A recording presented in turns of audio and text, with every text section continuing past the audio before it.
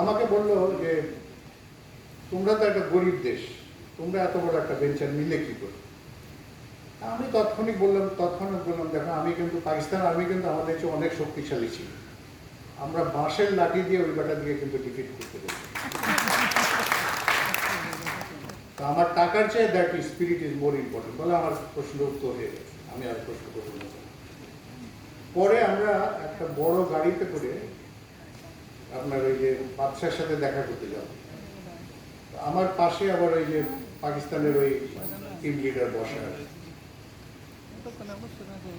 আমরা কথা বলতেছিলাম, মানুষ তো আপনারা, আমি কটা ছেলে মেয়ে ইত্যাদি ইত্যাদি করে কিছু কথাবার্তা বললাম।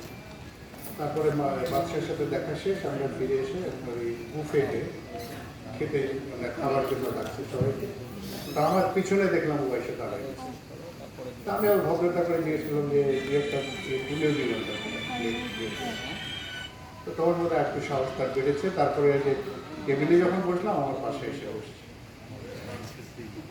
তো বসে খেতে খেতে বলতেছে যে মিস্টার মিনিস্টার, তুমি যদি কিছু মনে না করো, তুমি ওইখানে যে কথাটা বললা কথাটা সত্যি, মানে তোমরা বাঁশের লাঠি দিয়ে আমাদের শরীরের দিকে পিটায় বাই করে দিচ্ছ, এই কথাটা ভাই না বললে হতো না।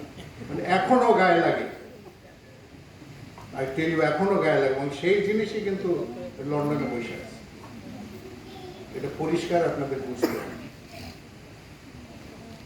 সুতরাং কোনোভাবেই ওই হারামজাদা দিকে এই বাংলাদেশ শাসন করতে দিকে পারবো না, এটাই আমি হারামজাদা বলতেছি, আসলেও হারামজাদা। সুতরাং এটা আমার মুখ খারাপ হয়েছে বলে মনে করবেন না, বাট কিছু সত্য কথা। আসুন, ওই জন্য বলছি আমাদের বিশেষ করে আমরা যারা কালচার নিয়ে মানে শিল্প সাহিত্য নিয়ে কাজ করি ভাই, আমাদের কাজ অনেক বেশি রে ভাই। কিন্তু দুর্ভাগ্য হলে আজকাল একটু কম দেখি, আমরা কেন জানি একটু দূরে দূরে থাকি। ওই হই হই করে মিটিং করাটাও বড় কথা না, বড় কথাটা হলো যে মানুষের বুকের ভেতরে ঢোকা, সেটা আপনারা পারেন, অন্যরা সহজে পারেন। এখন দুর্ভাগ্য যে এটা আমরা নিজেরাও বুঝি না, সেই জায়গায় আপনাদের যেতে হবে। একজন আপনার এই সাংস্কৃতিক একজন যে কোনো কর্মী, সে আপনার প্রায় 100টা আপনার ওই পলিটিক্যাল নেতা কর্মীর চেয়ে কোনো অংশে কম নয়।